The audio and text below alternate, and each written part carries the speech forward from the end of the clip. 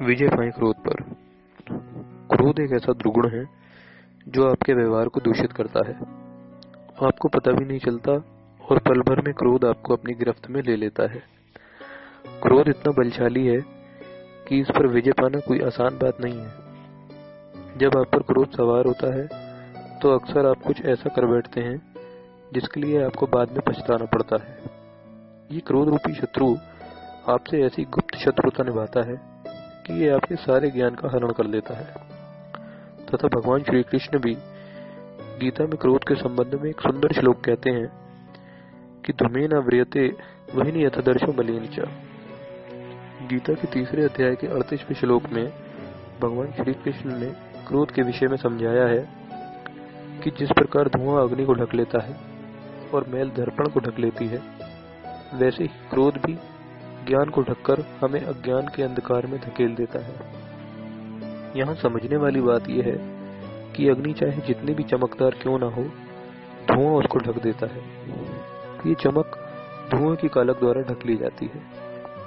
ठीक इसी प्रकार आपका व्यवहार चाहे कितना ही चमकदार, कितना ही अच्छा क्यों ना हो, क्रोध का धुआं आपके अच्छे व्यवहार को ढक देता है और व्यवहार में चमक की जगह सिर्फ कालापन रह जाता है। दूसरी बात ये कि यदि दर्पण पर मैल जमी हो तो आप उसे ठीक प्रकार से देख नहीं सकते, दर्पण गंदा दिखने लगता है। इसी प्रकार आपका व्यवहार, जो आपका और आपके परिवार का दर्पण होता है, आपके परिवार की छवि प्रस्तुत करता है, यदि उस पर क्रोध की मैल जम जाती है तो वह भी गंदा दिखने लगता है और आपकी छवि को भी गंदा प्रस्तुत करता है। अतः ये बेहद आवश्यक है कि क्रोध रूपी शत्रु पर विजय पाई जाए।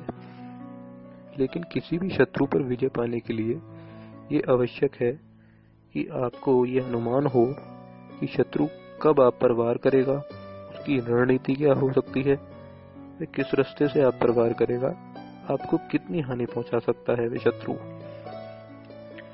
इस तरह क्रोध नामक शत्रु की भी जानकारी आपको होनी चाहिए। क्रोध आप पर तब वार करता है जब कोई घटना आपको अप्रिय लगती है या आपके इच्छा अनुसार कोई काम नहीं होता और यह आपके मस्तिष्क से होता हुआ आपके हाथ पैरों तक पहुंचकर आपको जकड़ लेता है, आपको हरा देता है। क्रोध की खास बात यह है कि यह नीचे की ओर गति करता है, अर्थात पहले मस्तिष्क में आता है, फिर आपके माथे पर लकीरें उत्पन्न करता है, फिर आपकी आंखों को लाल करता है।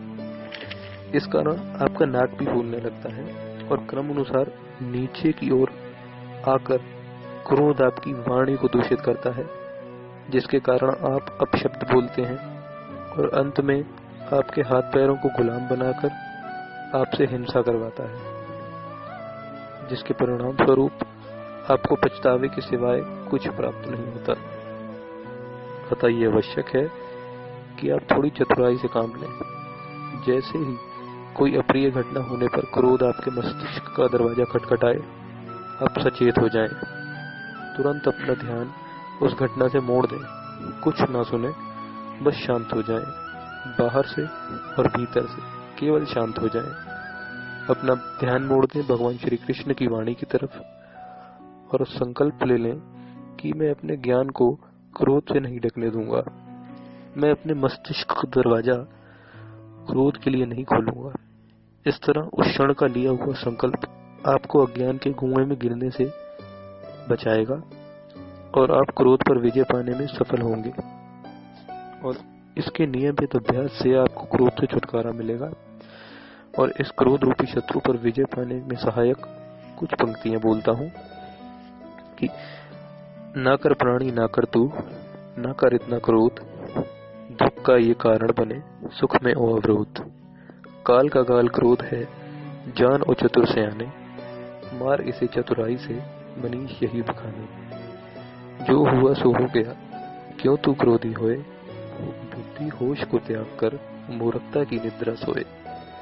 गुस्सा करके प्राणी तू क्यों अपना पतन चुने, अच्छे भले इंसान से क्यों पल में पशु बने। ना कर गुस्सा ना कर हिंसा, मन को दे आराम, बैर लड़ाई त्याग कर भज ले थोड़ा राम। जय श्री कृष्ण।